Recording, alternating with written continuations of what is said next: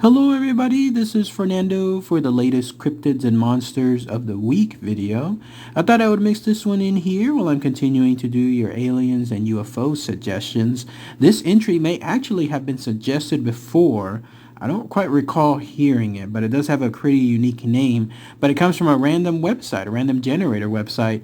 Cool little website where I click a button and then it gives me a random cryptid name to focus on. But in this case, this has to do with a creature that's found there in the United Kingdom. For all intents and purposes, it seems to have been just one sighting. And so when that happens, it makes it much rarer to give some information here. But I'll try to see what I can give. And then that way, if anyone else is from that specific location, maybe you might have some more information to share.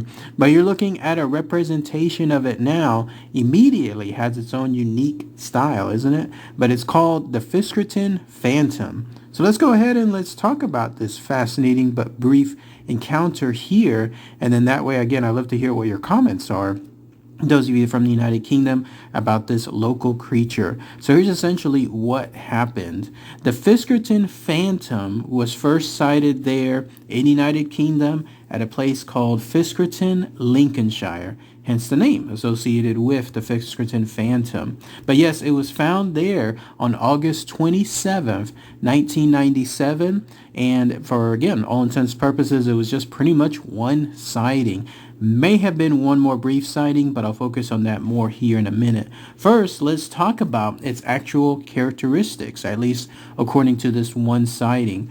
So you have to think of something involving a mixture of a big cat, but also with a bear. So in other words, it has almost like a cat-like face, cat-like ears, but more on the lines of a body of a bear if it was standing upright. But even then, it seems to be more shifted, like more on the lines of it being slimmer and taller than, let's say, something involving a bear. Although, again, this may have been just seen so briefly that the descriptions of it still remain pretty vague. But yes, it was about 4 feet tall. It was jet black in its appearance, and it had these features on it. Like, in other words, it had like these claws associated with it, and then it had that very thick fur as well. It was definitely carnivorous because the people that saw it, the young girls, when they saw it, it was feeding on some birds. And in fact, these birds there, they may have been local to that area, but these pheasants, in other words, were at least at that time what it was feeding on.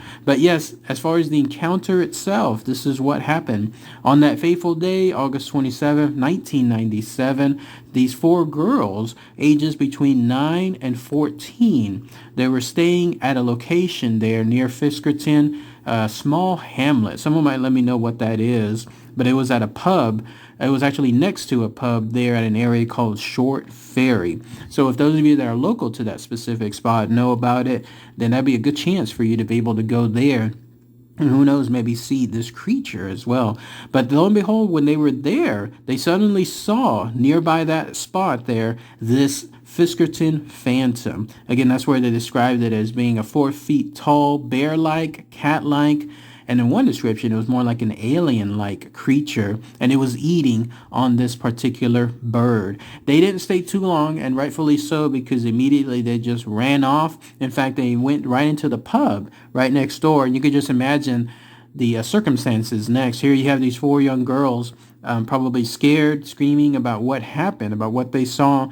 And in a pub, you would have all these guys there. Obviously, they all went out trying to see what it was, what happened, maybe even confront the situation. But no, this Fiskerton Phantom was already gone by that point. It goes to show, too, how quick this creature can be, because at least some of the pictures that I saw of that Short Ferry area indicate that it's a lot of open space. And so it would have had to have disappeared very quickly in order for it to have done so. Maybe it used its long legs or maybe something else to be able to flee in a very quick manner. But when they looked around that spot, they didn't see the creature, but they did see these large paw-like prints. And then that was an indication of its existence right then and there. It's too bad that it looks like nobody took a picture, or at least took paw prints like the ones that Bigfoot explorers are known for, like they do those concrete paw prints to make sure that the evidence is captured,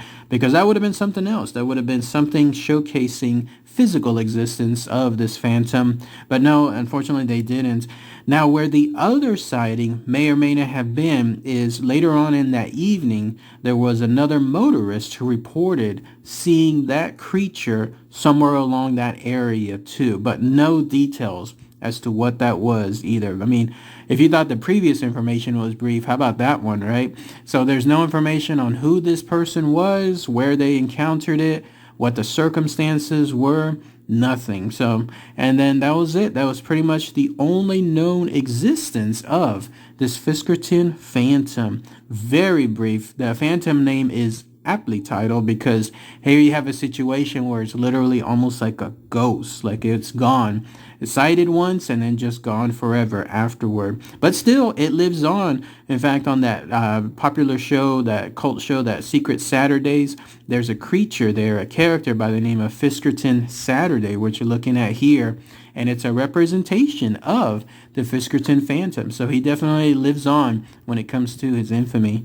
But if anybody has any more info, anything else I might have missed on this brief encounter with this creature, then please let me know. Post it in the comments. And again, those of you in the Fiskerton area, especially if you know of any other items that might have occurred afterward, after that 1997 sighting, I'd love to hear what those comments are too. All right, everybody. Thanks again as always. Take care. Bye.